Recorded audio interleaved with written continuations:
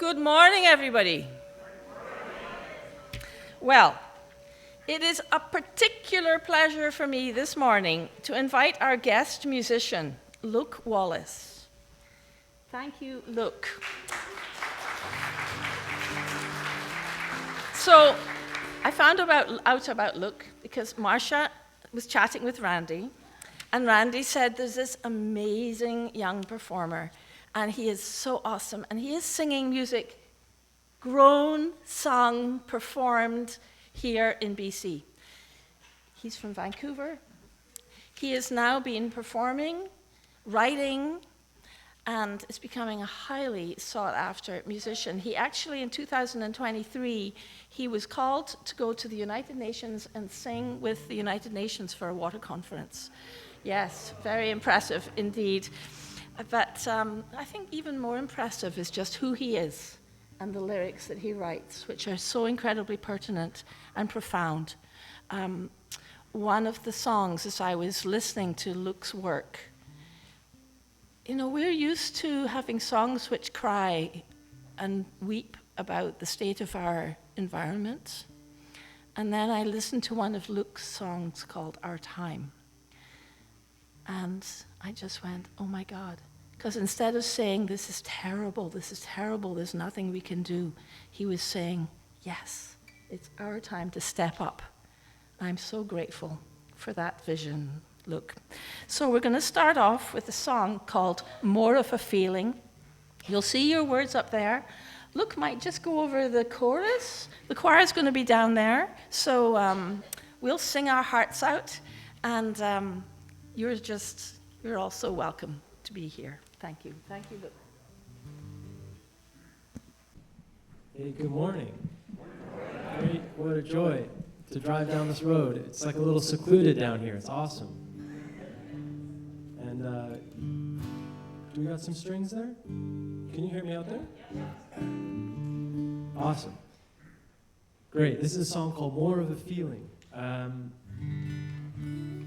there's a part where I go, tell me all about it. And you all go, tell me all about it back. And then you can hear the joy of the choir. Thank you so much for getting them all queued up, Allison, and all the singers. Can everyone just go, Vedo, Vedo, Vedo, Vedo,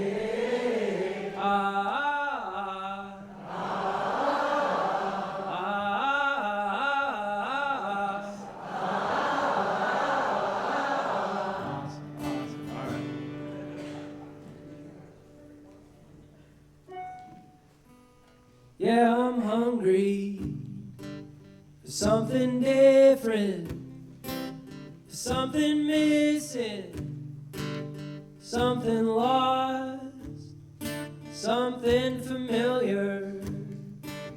In every stranger, I ain't in danger, I'm in love. Right?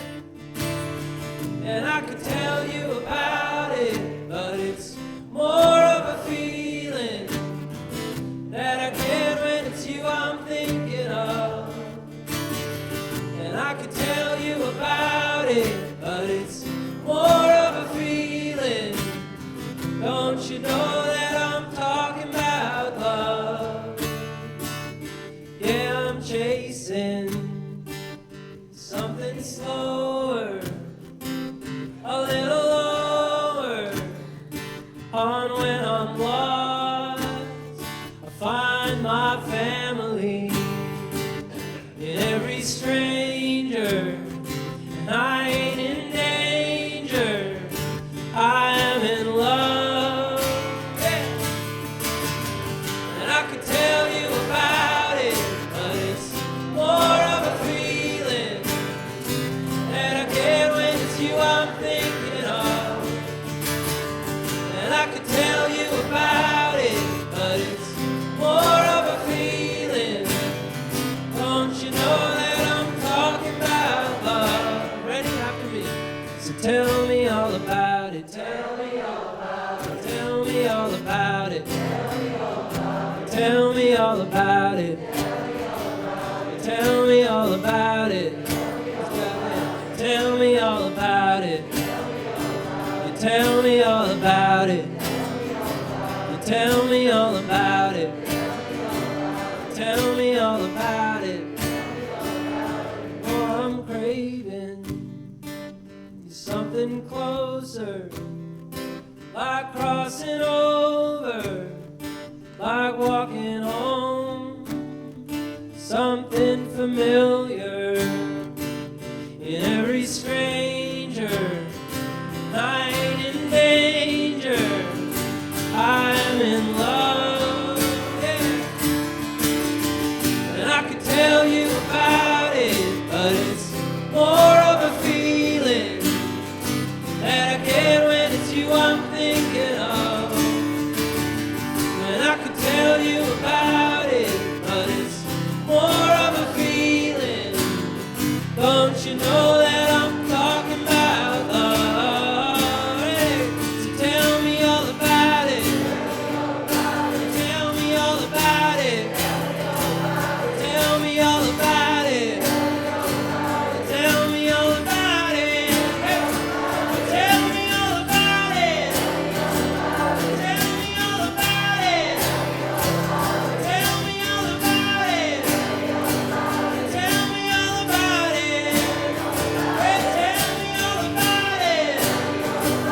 Tell me all about it. Tell me all about it. Tell me all about it. Hey! Thank you.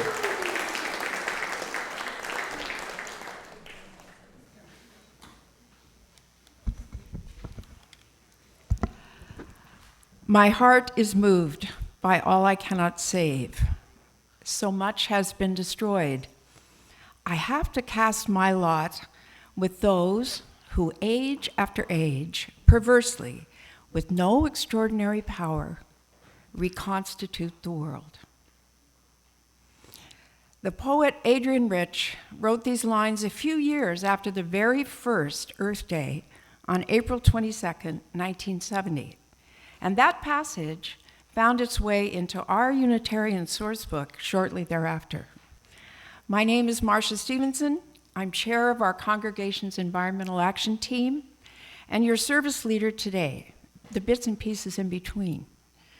I want to thank Luke Wallace for that opening song, reminding us how love can overcome fear, empowering us to make common cause with people beyond our immediate circle. And I want to say that today, even though we have a tradition of softly acknowledging music and the calm parts of our service, today, if you want to clap out loud, please go ahead. So on that note, let's rise and sing our gathering song, Tending the Spark, along with Vox Lumina.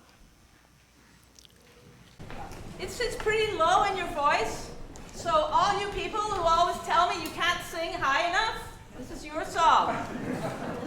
It's just the same words repeated 3 times.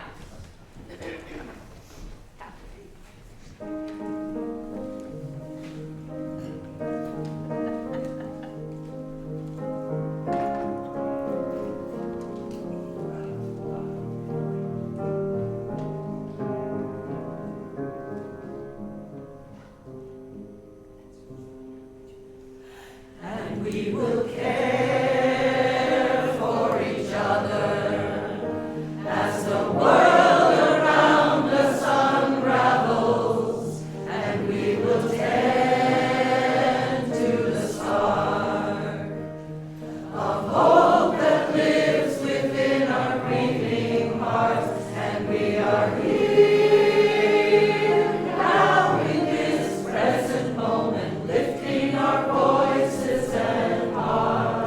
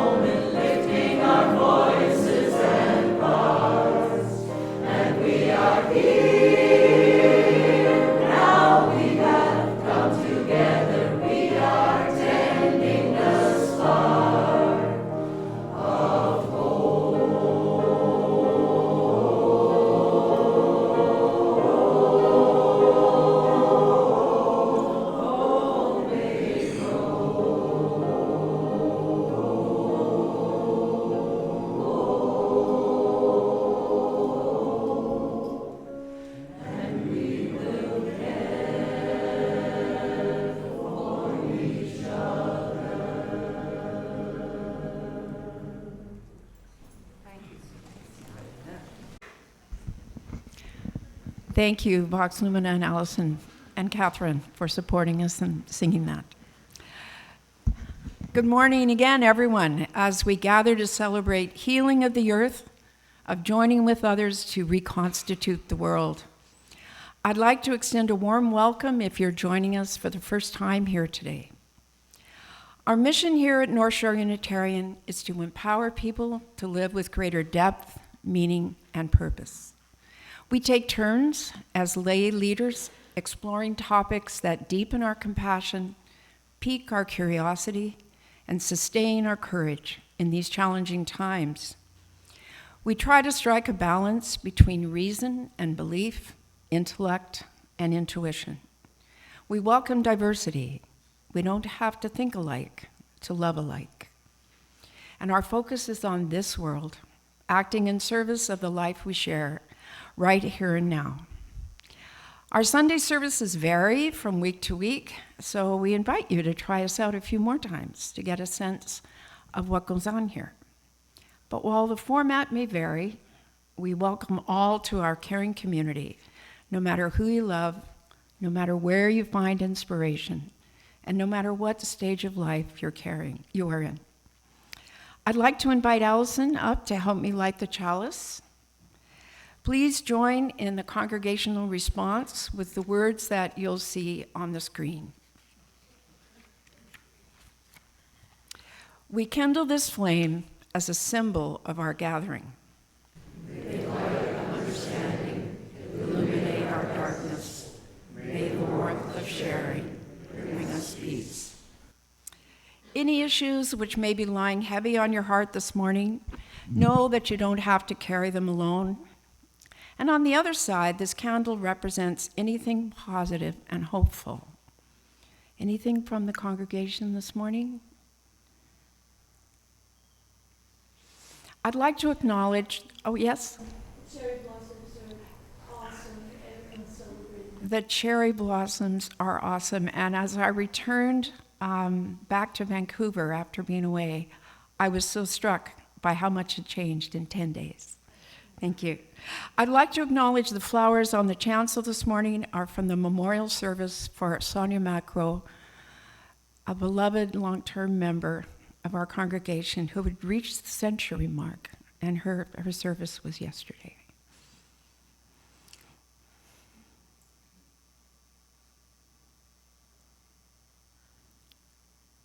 And now we'll light one more candle, widening our view to consider the bigger picture, the more global cares and concerns. For this earth we live on, this water we drink, this air we breathe, all that nourishes us. We remember the ancestors who've lived on the land and who shape the land today.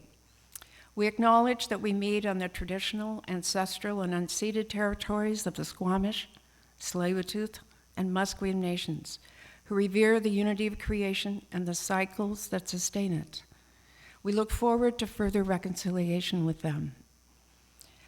As we envision the future generations who will live on this land, we're going to invite Luke back to sing Carry the Hope.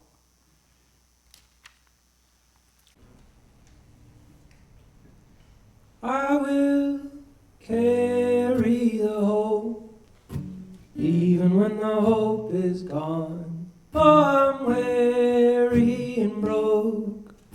Someone gonna hear my song. Yeah, don't you bury the paddle. We're gonna need it for rowing on. Yeah, let's give this world a rattle. All my people come along. Drip by drip, the water starts to rise. Click by click, I can see it in your eyes. As Greenland turns to Iceland, Iceland forever green. It's the slipping of a glacier, drifting out to sea. How am I supposed to walk with all this uncertainty? But I will carry the hope, even when the hope is gone. Oh, I'm weary and broke. Someone gonna hear my song. You don't you bury the paddle. Gonna need it for rowing on. Yeah, let's give this world a rattle. All my people come along. And crack by crack, the land is going dry. The children on her back, the mother starts to cry. It's hard to find an answer, and the kids are asking why. There's no water in the river, not a cloud in the sky. And heavy, it's a feeling like a bird that cannot fly. If you know it already, you can sing it. Go on. And I will carry the hope, even when the hope is gone. Though I'm weary and broke, someone gonna hear my song. You don't you bury the paddle, we're gonna need it for rowing on. Yeah, let's give this world a rattle. All my people come along.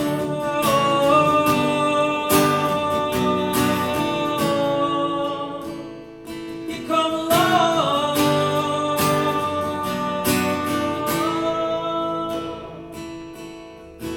Step by step, it's the sound of walking home. We grieved and we wept, feel it in our bones. Hear it in the distance, voices that I've known. Miss the sound of change a coming, like water over stone. Weightless, it's a feeling to be sure I'm not alone. And I will carry the hope, even when the hope is gone. Oh, I'm weary and broken. Someone gonna hear my song. You don't you bury the paddle, we're gonna need it for rowing on. Yeah, let's give this world a rattle. All my people come along again. Yeah, let's give this world a rattle. All my people come along. Yeah, let's give this world a rattle. All my people come along.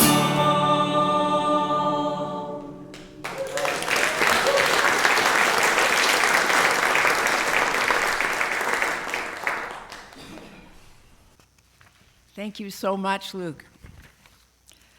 I'd like to invite Randy Burke, our next presenter, up here, and I'm just going to say a few words. You can stroll up whenever you like. So Randy, member of our congregation, sailor, educator, environmentalist. For 37 years, he's run Bluewater Adventures and been one of the captains. Bluewater Adventures just celebrated 50 years in business, and along the way, has won Canada's Sustainable Tourism Award and recognition by National Geographic for having one of the 50 world's best tours. Operating three motor sailors, Bluewater takes groups of 12 people. I've been one of those lucky dozen once. Off for a week of amazing wildlife, learning with Indigenous guides, and immersion in some of the most wild and beautiful parts of the BC coast, seeing grizzly bears, whales, ancient totems, giant mossy green old-growth forests, and even sometimes an all-white spirit bear. So I'd like to call Randy up, and he's going to tell you all about the Marine Debris Removal Initiative. Thank you, Randy.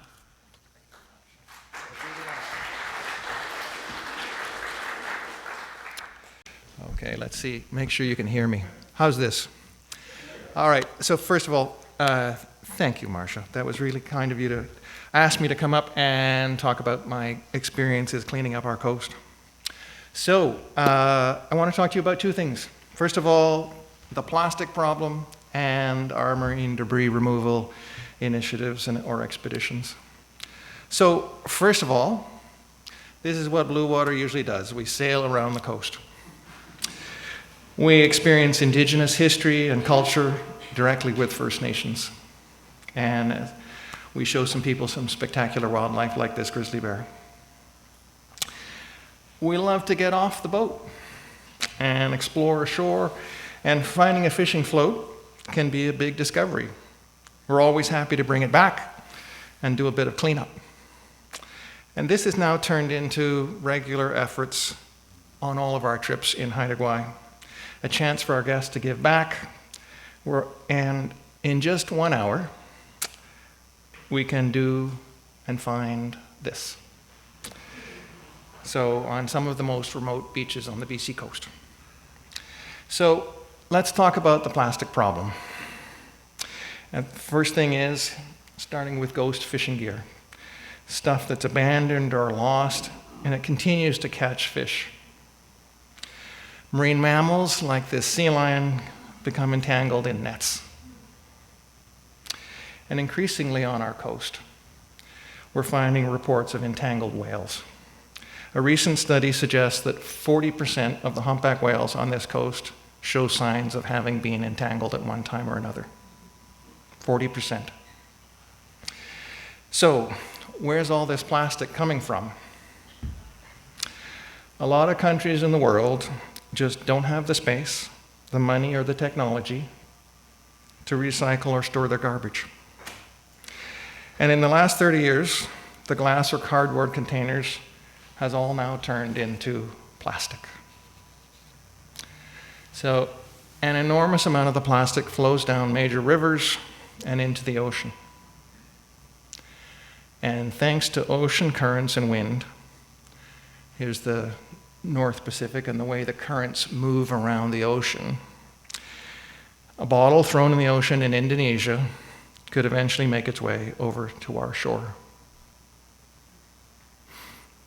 So, the offshore debris eventually settles into these gyres in the ocean, in the middle of the world, in the middle of the oceans. So we have one off the west coast of North America known as the Great Pacific Garbage Patch. So where does the waste go once it enters the ocean? So 46% of it sinks. 57% floats. Of that 57%, 97% of it lands onshore. 3% keeps floating. Of that 67%, it recirculates along the shore, and 33% escapes back offshore. Seabirds forage for whatever they can find on the ocean surfaces. This is an albatross. When they pick up plastics, it doesn't easily pass through their digestive tracts, and it ends up getting stuck in their stomachs. Over time, the plastic accumulates, so there isn't any room for food, and they starve to death. Plastic debris washes up on the rocky shores and gets smashed into smaller and smaller pieces. Once it is this size, it's incredibly difficult to collect and remove. So collecting all of this marine debris along the shore is one of the most efficient places to get it before it's carried back out to sea.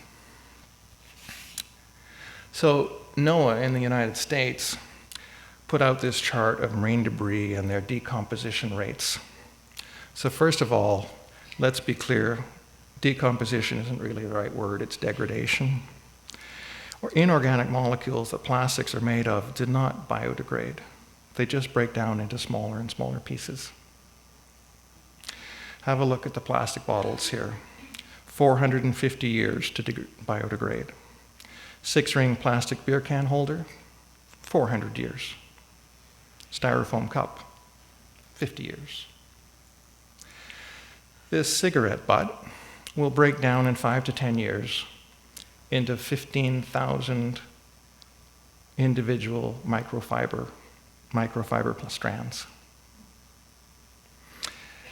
As the fragments of plastic are colonized by microbes, tiny zooplankton eat the colonized plastic fragments, and then the fish and invertebrates, oysters, mussels, eat the zooplankton. And then we eat the fish and invertebrates. The bioaccumulation of microplastics in the high trophic level, species like orca, is common now. Microplastics are known to leach into the animal's bloodstream and even into their milk. Evidence suggests that microplastics may disrupt the endocrine functions in orcas, potentially altering their gestational periods. So when you understand this problem, you get pretty motivated if you have an opportunity. So now let's turn to my story and how an ecotourism operator pivoted to collecting marine debris when faced with a crisis. So it's 2020, COVID-19 comes, and everything shuts down, especially tourism. March 2020, with a full season of trips booked, suddenly borders are closed. Transport Canada shuts down all non-essential passenger vessels in Canada. And First Nations communities are isolating. At first, we all thought, this can't last. So we formed the Small Ship Tour Operators Association to give small coastal ecotourism operators a collective voice. It's a group of mariners with 150 years of collective coastal experience. So when this all hit, we started talking to each other. How are you dealing with refunds? For Bluewater, we didn't have the money to give refunds to everyone. And people rightfully expected it. Their trip had just got canceled. But for us, we had just spent hundreds of thousands of dollars preparing for the season. Boats are really expensive to operate. And things looked really grim. And I honestly felt that it was possible that 35 years of my life's work was going to disappear in a few months. So by April, we knew there would be no tour season. And the Coastal First Nations came to us and said, please don't come. We can't afford having COVID come to our villages. There's only a few language speakers left, and we can't afford to lose any of them. So the small ship tour operators came up with the idea of collecting marine debris. We knew about the problem from our direct experiences doing our tours. And rather than wanting to ask government for COVID support to do nothing, we thought, let's take the initiative and ask for funding to improve the coast. Let's keep our crews employed and use our boats. We knew the BC Central Coast here between Vancouver Island and Haida Gwaii, was directly exposed to the open Pacific and really difficult to get to. So these currents carried debris north along the coast and then inland through the gap between Haida Gwaii and Vancouver Island. So what happened is we went back to the First Nations who just told us not to come and asked for their support. And immediately they said yes, as long as we're completely self-sufficient, had no interactions with their communities, even for a medical emergency, and we had to have food, water, fuel on board to last 3 weeks. No problem, because these boats are built to operate remotely. So first, we went to the federal government to ask for funding. Lots of interest, but the timing wasn't right. With the summer now half over, we tried the BC government. And 3 weeks later, excuse me, it's still a big deal for me. George Heyman, Minister of Environment and Climate Change, said yes. What came together was the biggest marine debris cleanup in BC history. The Small Ship Tour Operators Association's Marine Debris Removal Initiative. 9 boats, 100 people, 6 weeks, add a tug and a barge and a helicopter, and it was a $3.5 million expedition. So, how does it work? Well, first of all, you take a satellite image and you look for accumulation points, beaches, coves. And then each day a different boat crew was designated to each location. Remember, this was during COVID. We had to still be isolating from each other. So, the accumulation of logs was always evidence of where you could find debris. Where the logs ended up, other things ended up. And then in, under, and around the logs, the plastic would reveal itself. Past the high tide line was where the most shocking amount of debris was found. The light items that get thrown up by the wind and the tide into the forest. We'd find a back shore that looked like this, and we'd make it look like this. So we needed to weigh all the debris with a simple fishing scale. You know, the one you used to hold up like this, that big. The maximum helicopter lift capacity was 330 kilograms, or about 600 pounds. You have too much weight in the bag and the helicopter can't lift it. You've wasted all your time, so you had to be really careful.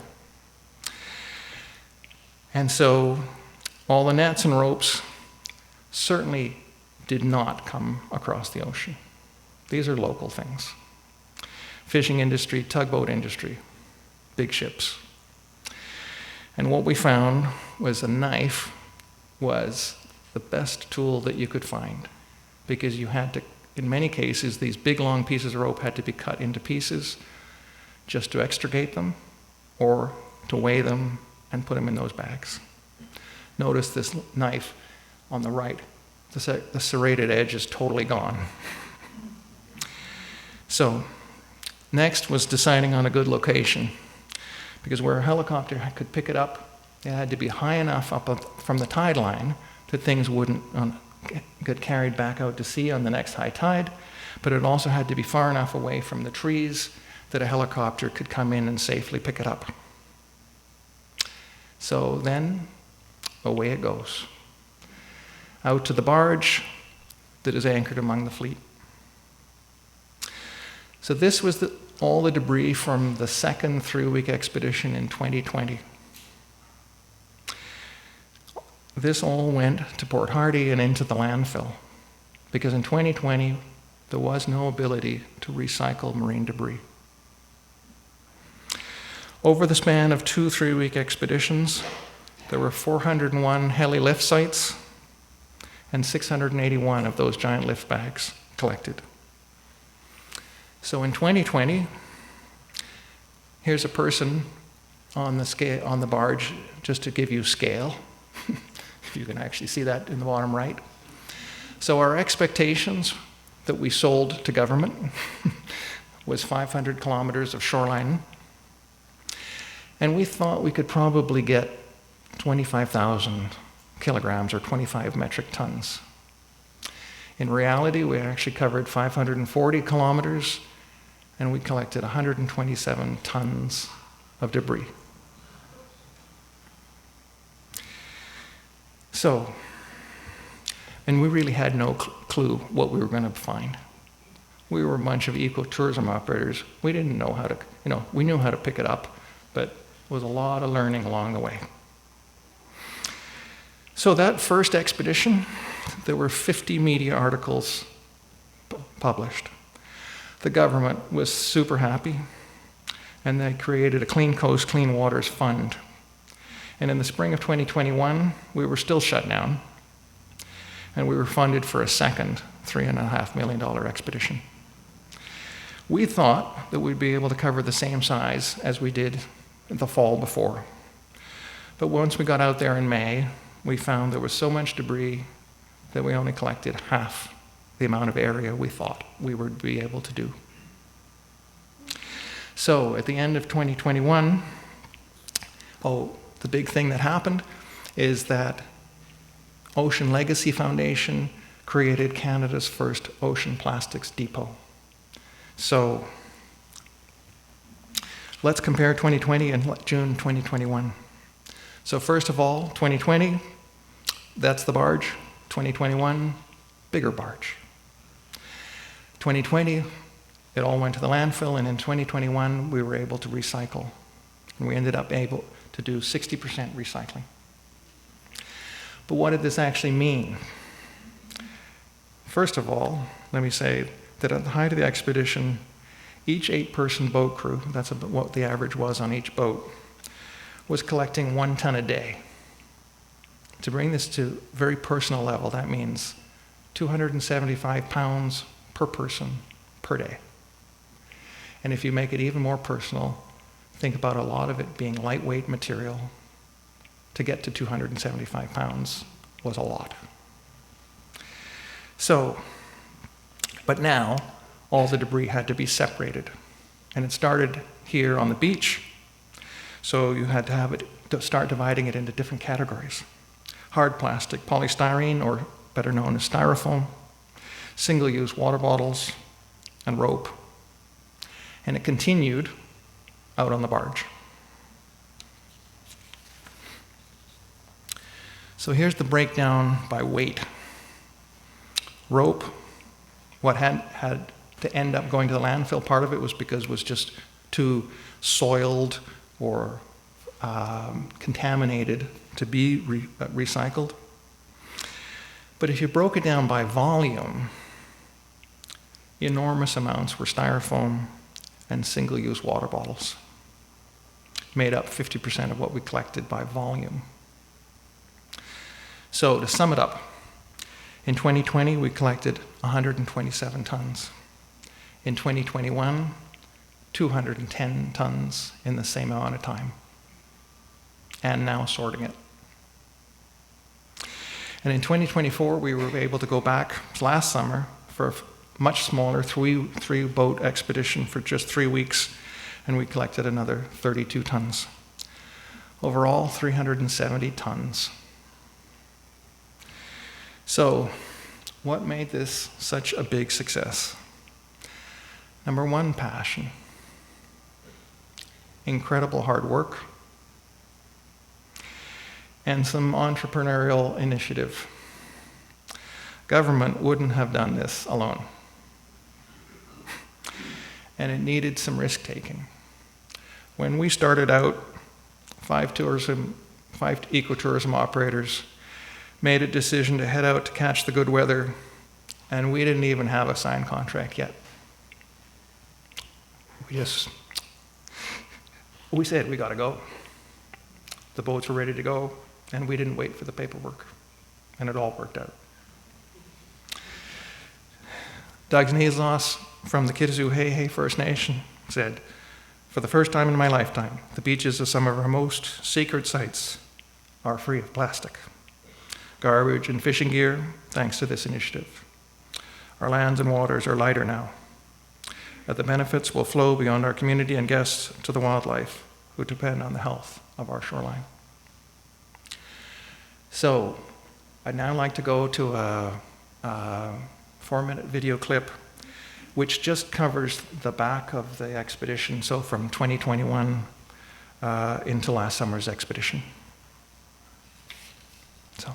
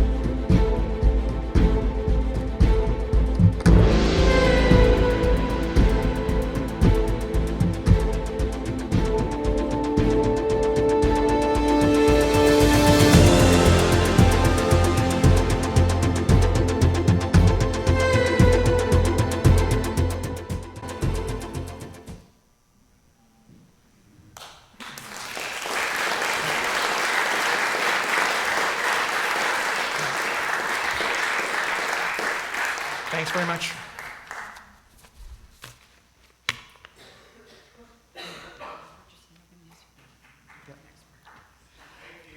Thank you. Well, there's more to come, but right now I'd like to invite Luke back up to sing. Wow. Clapping's not much of a thing, but can we just get another big round? That's amazing.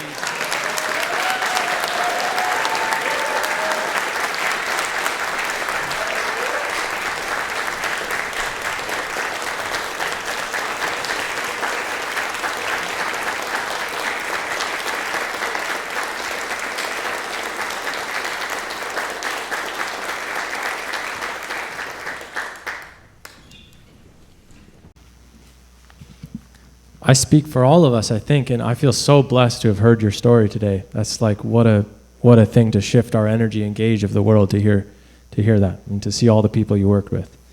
I like to sing you a song called "Our Time," and it's such, I think, an appropriate song. Hearing Randy's story and seeing all those people working together.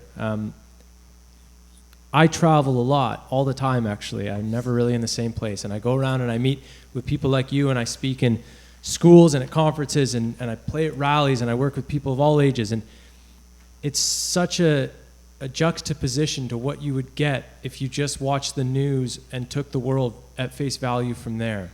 That there's a billion and billions of dollars spent trying to convince you that the world is a terrible place and that nobody's doing very much to take care of it, and that's because that story sells a lot of adverts. But my experience, and is clearly expressed in Randy's story in this amazing initiative, is just that everywhere I go, there's like remarkable people across all generations doing incredible things on political fronts, on environmental fronts, on social fronts in their community. And it's just such an affirmative experience being out in the world.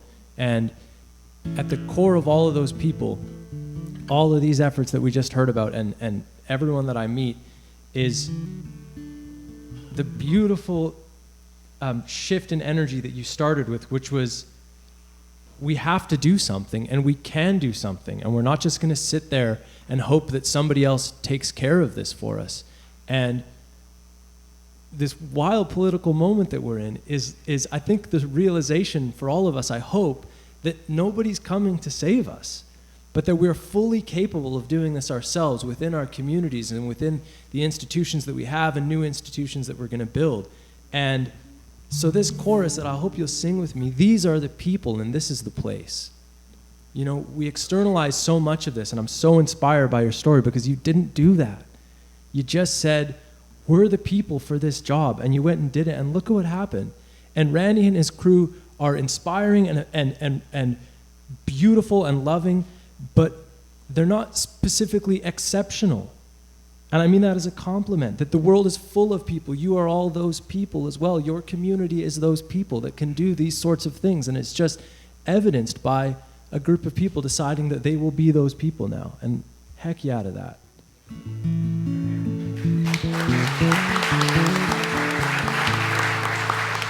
So your chorus, you'll get it. I should do this at all the concerts I play. This is amazing. I was going to tell you what the words are, but you're good.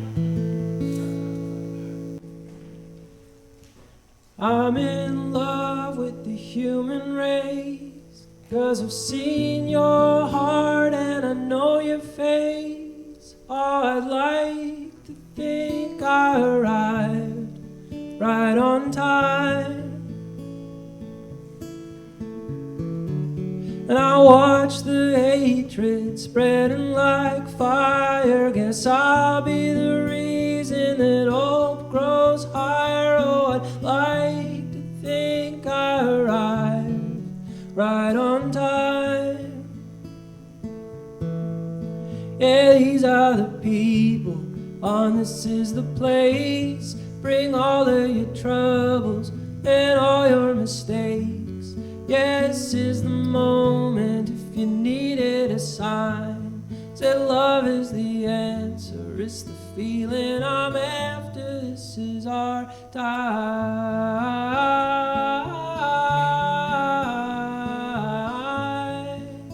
See that part with me? Yes, is our time.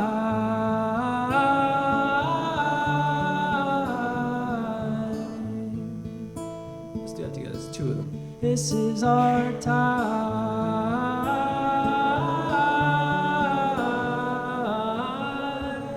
Oh, the second one goes down. This is our time. Beautiful. I'm in love with the human race, all and so are the aliens in outer space, and they told me to tell you we've arrived right on time. And I watch the hatred spreading like fire. Guess I'll be the reason that love burns higher. Oh, I'd like to think I arrived right on time. These are the people. On this is the place. Bring all of your troubles and all your mistakes. Yeah, this is the moment. If you needed a sign, say love is the answer. It's the feeling I'm after. This is our time.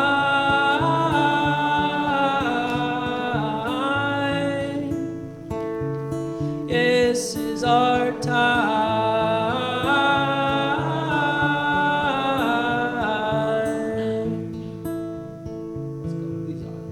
These are the people, oh, this is the place. Bring all of your troubles and all your mistakes. Yeah, this is the moment. If you needed a sign, say love is the answer. It's the feeling I'm after. This is our time.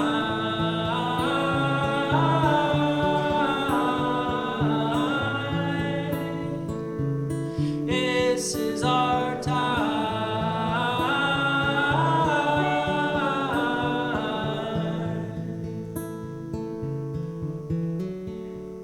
Said I'm in love with the human race. I have seen your heart and I know your face. Oh, I'd like to think I arrived right on time.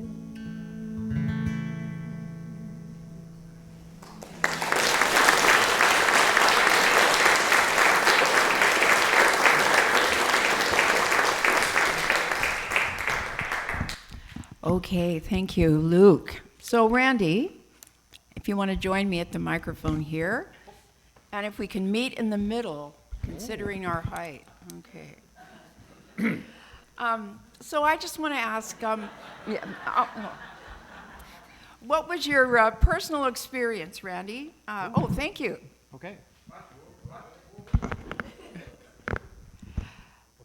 We're just going to chat for a few minutes about your personal experience during doing these marine debris removal expeditions.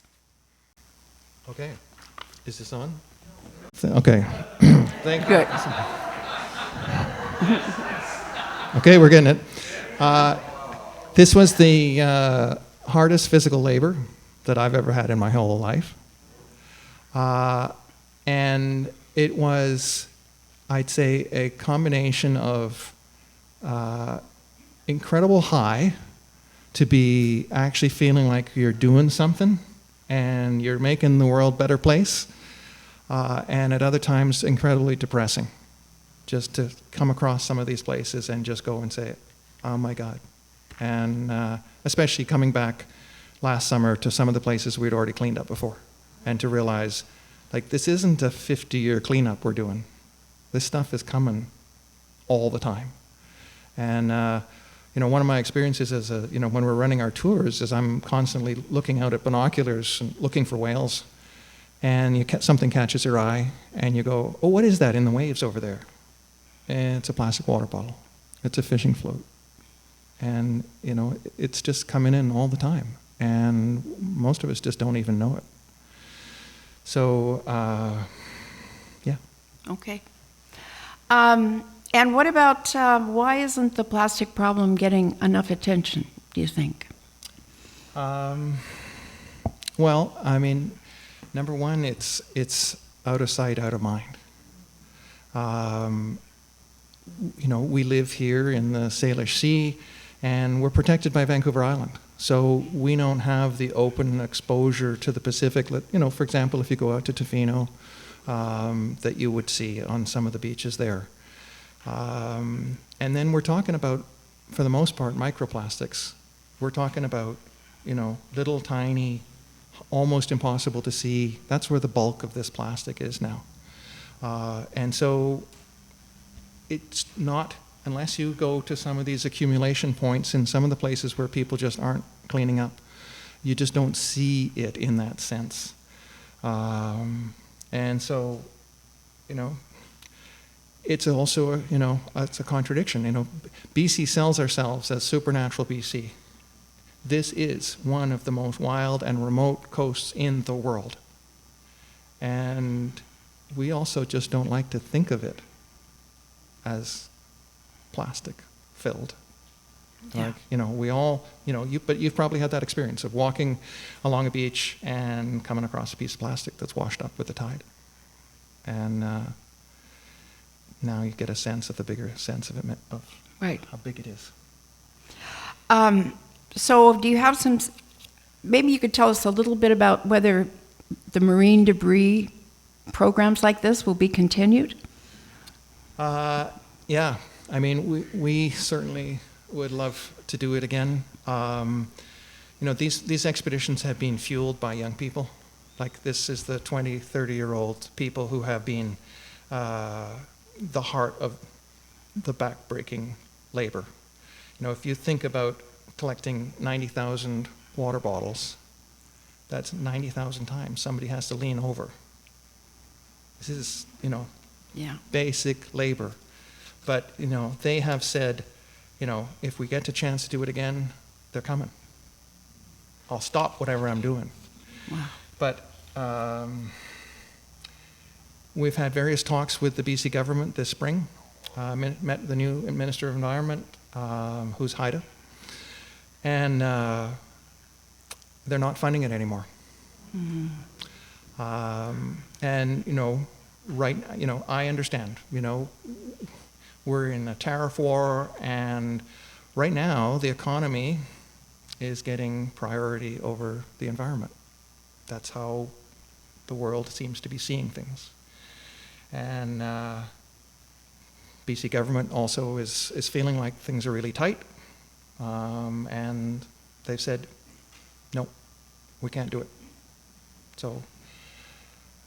All right, so I think we'll come back to the last and as we move on. And that's just that we can do something as consumers. Oh, I want to do that. Yeah. Okay. So this is the last bit. Okay. All right. Okay.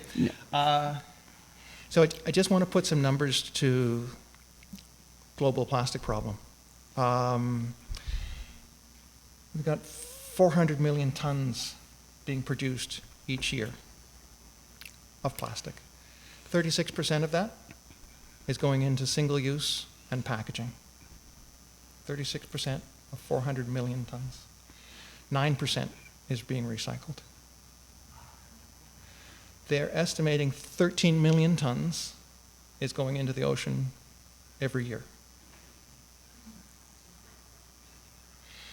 And so, hey, it's great. We did 370 tons of a 13 million ton problem, right? The tip of the iceberg. It's tiny. Thank you. And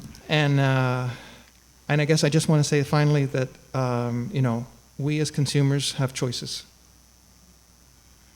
You get a choice when you go into the grocery store and whether or not you buy the plastic packaged lettuce or you buy it off the shelf, bare, or you buy it from a local farmer's market. So right now, a lot of us are choosing to buy Canadian. We're looking for how we choose.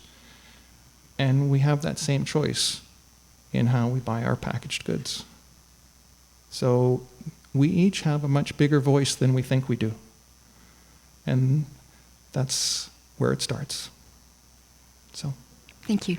Thanks. Okay. And there'll be a little more about that later.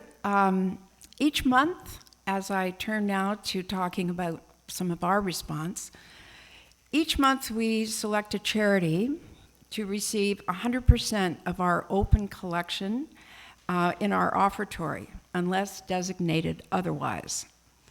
So as the baskets will come around today, donation envelopes can be found on the backs of the chairs that you're sitting in, and I'll tell you a little bit first about our designated charity for the month, and this is Oceanwise. Many of you may know that Oceanwise is our outreach recipient for April. This grew out of the work of the Vancouver Aquarium before it was sold. Now, Oceanwise has programs in place to research and address plastic pollution in our oceans.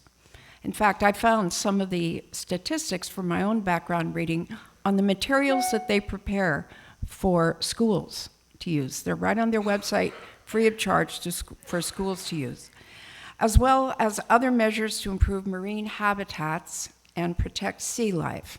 There are beach cleanups sponsored by Oceanwise throughout this month. Please give as generously as you are able today.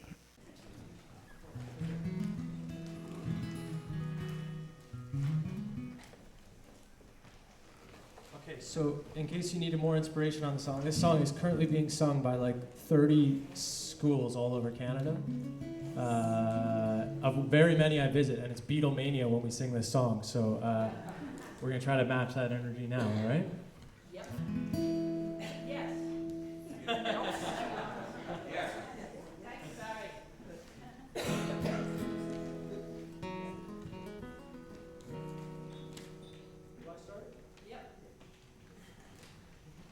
You're turning the tide, you're coming together, we're sticking through all the stormy weather.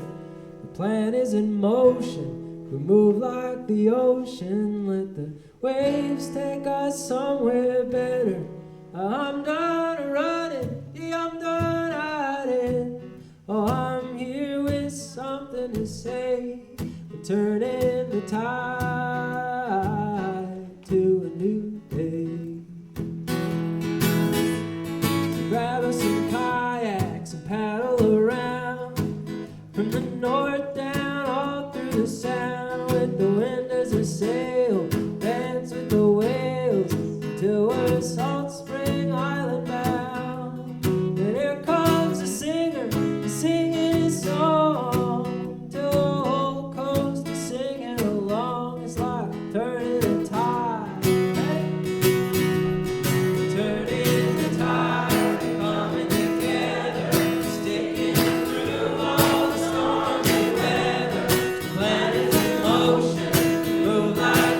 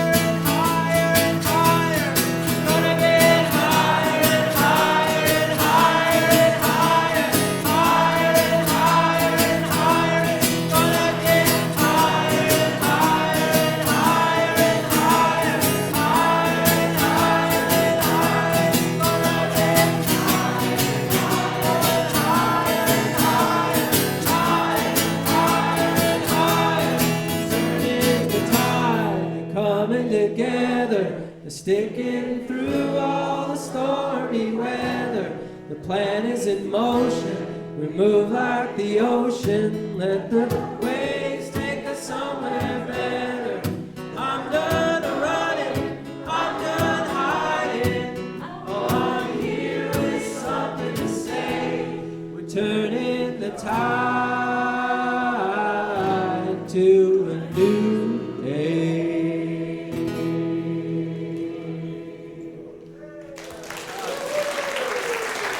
Big round for the choir. That's amazing. Thank you so much, Luke, and choir, and singers in the seats. I would like to acknowledge all the gifts that were donated here today and for the community that we all bring. And speaking of community, I'd just like to mention that many of us act in ways both in our community and beyond. And one thing I found out is that a former member of this congregation, Gil Yaron, that some of you remember from his time here, was involved as a primary manager with that Ocean Legacy Foundation, the organization that was formed to actually recycle the plastic. And he was someone that we knew from this congregation. So I'm about to tell you a few other things that are happening in this busy place. And first of all, some of you were encouraged, or there was a motion to have volunteer opportunities that you could tell people what you would like to do. As I mentioned, sometimes it's within the congregation and sometimes it's beyond. So there are cards that were distributed last Sunday. They may be turned in on Janny's office desk this morning. And you can look for extra cards in the foyer to fill in, or you may complete that form online. So we're on the first of the announcements slides.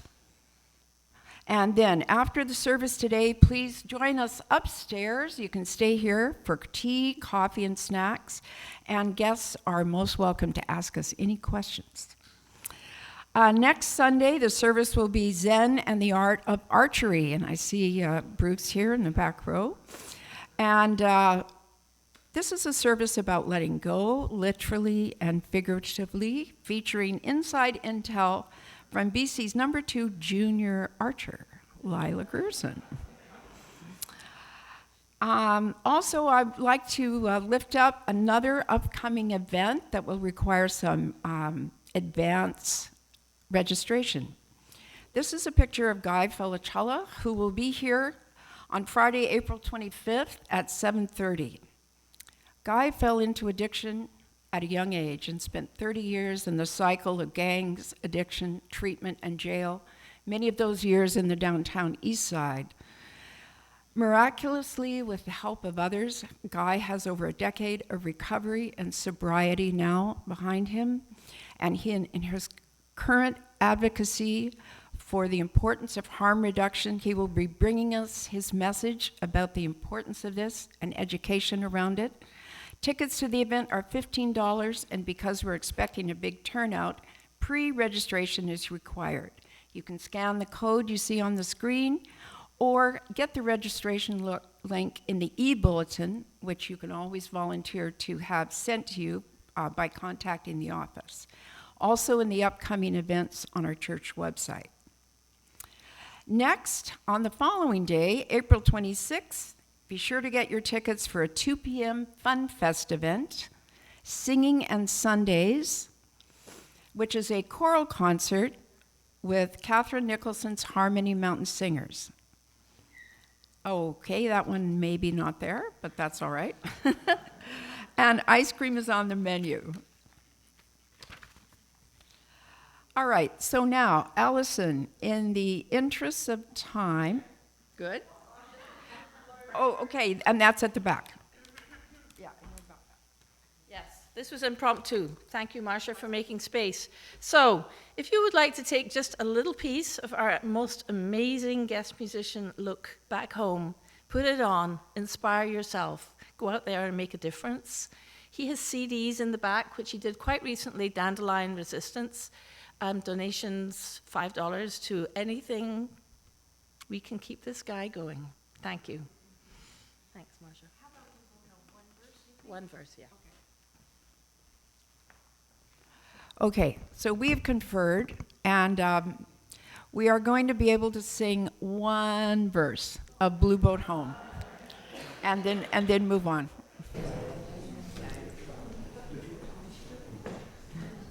Okay. And Allison will come up to lead us. Please rise, everybody, as you are able.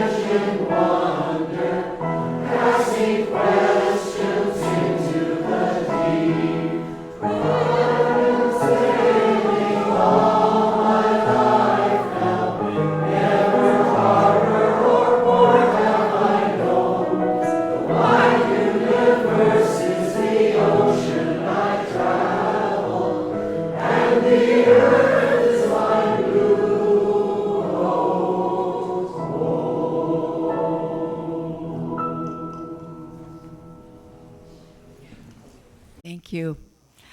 If you would like to remain, no, sit down. Sit down. Yeah. Yeah.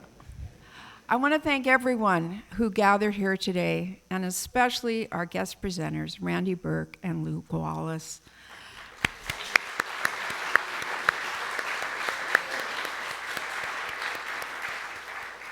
I'd also like to lift up the tech staff, you know who you are, and our office administrator, Janie Kretlow, who worked very hard behind the scenes, both today and in the lead up to this morning.